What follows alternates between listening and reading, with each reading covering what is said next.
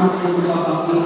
So doon tayo nakafocus. Pero kung nakafocus sa atin is in the powerful Word of God, posibleng magkaroon tayo ng joy sa ating mga dinadala, sa ating mga problema. Amen? Amen.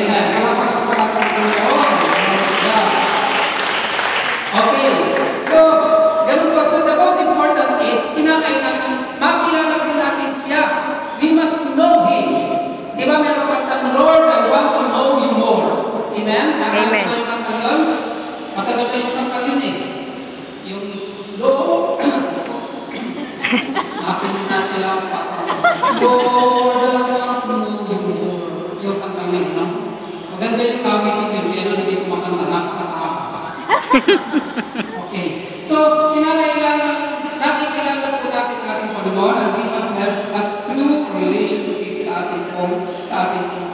Amen. Okay. So, para hindi po tayo magpaypay, para hindi po tayo magkaproblema. Kasi, pagka nagkaroon tayo ng adhikain sa ating buhay, if we have something na pinapanalangin o prayer requests to our God, at tapos ay hindi nangyari and it was not answered according to our time frame or to our conditions of prayer request to our God, ay ang nangyayari po ay tayo nagkakaroon ng pagdadalamhati, no? Lalo-lalo na po ito kailangan natin.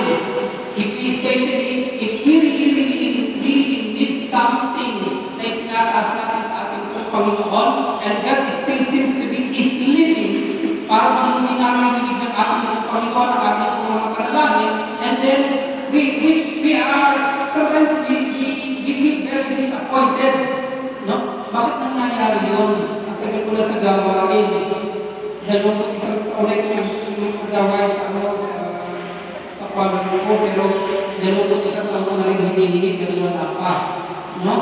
Huwag hindi ka ulit ang 21 taon. 42 years na yun. Malam mo, ngayon natin pinanganak. Okay. So, nagkakaroon po tayo ng disappointment. At alam na po ba, napakahirap, it is very, very hard to the person, to the children of Yahushua, na magkaroon po tayo ng disappointment. No? Pag tayo na-disappoint, it is very napakasakit, napakahirap na magpupuri ka. Do you think you can praise God na meron ng mga disappointment? Mahirap, di ba? Amen. At kapag nag-disappointment ka, pag yan ay lumala, and if you are not aware of what you are doing, yung disappointment na yan, magkakaroon ka ng tinatawag na yung mawawala yung peace of mind.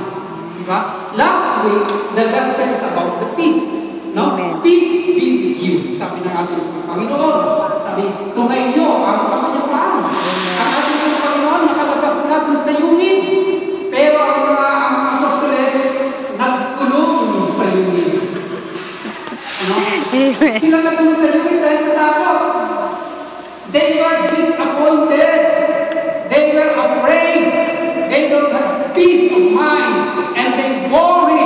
Nagwo-worry sila sa mga Pariseo, sa mga Eskriba, sa mga Hudiyo, at the time, sa mga Pariseo at mga Eskriba, mga kaparian, dahil sila ay ipapapatay.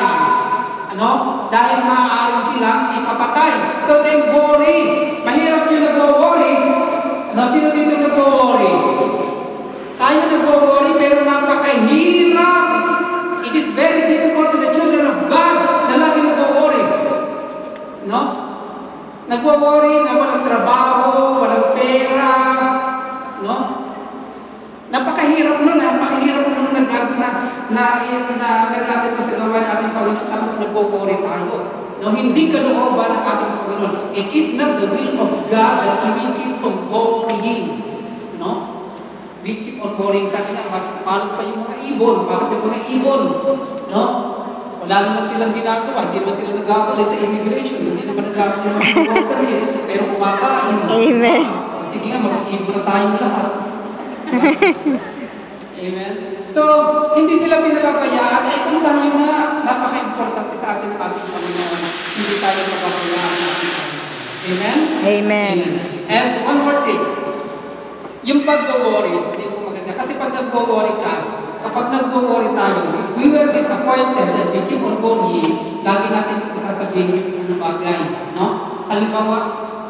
Halimbawa, example, if you feel something hard in your skin, sasabihin mo may bukol, no? Naku, bukol na, lumalaki. Lumalaki, Lord. Para bang habang pinipisig mo, laging lumalaki. Palaki, Lord. So habang sinasabi mo, talagang lumalaki. Ano? Tapos mamaya, babanggitin natin sa ating kasamahan, lalo-lalo na if they are not attending the fellowship, or they don't understand what is yung sa mga gawain natin ng Panginoon, this is because makakansel na. Sa doon na doon sa nagsisip lang, mag-worry. And we keep on telling these words, nag-worry tayo, hindi natin namamalaya, nag-worry po tayo. Amen? At kapag lagi natin sinasabi yun, patuloy na sinasabi natin, mangyayari talaga po yun. Amen? Posibleng mangyari po yun. Okay, halimbawa, I would like to tell you one story. There is a husband and wife who was married for 30 years.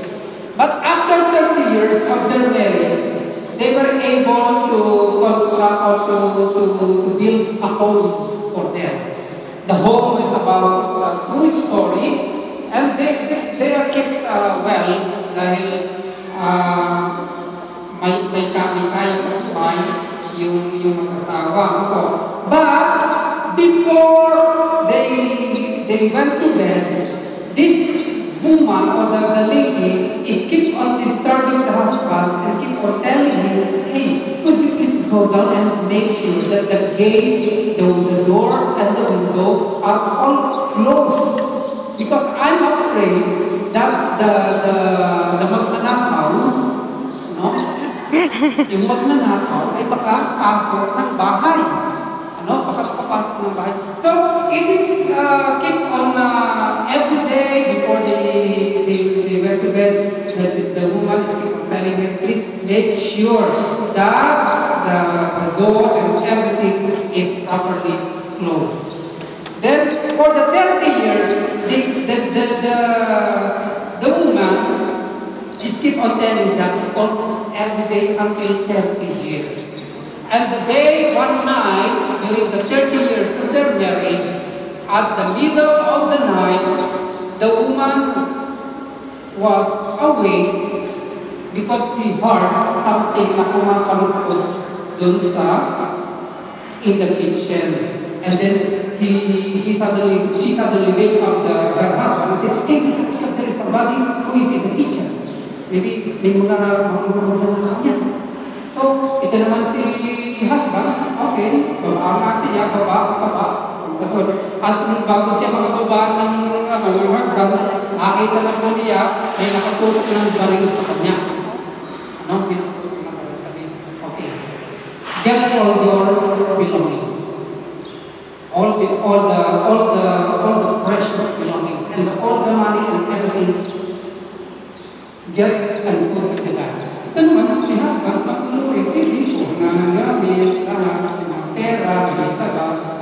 At tapos, at the time when everything is already put in the bed, and then this guy, the man who went into the house, suddenly acting going outside the house. And the husband says, hey, wait, you cannot go out yet. You cannot go out yet. Why? Because my wife is waiting for you for 40 years. Hinihintay ka niya sa loob ng 3 taon kaya ka lang dumating. No? Kasi ganun lagi, gabi-gabi sinasabi niya, baka dumating ang magnanakaw, hindi dumating nga yung magnanakaw. Kasi lagi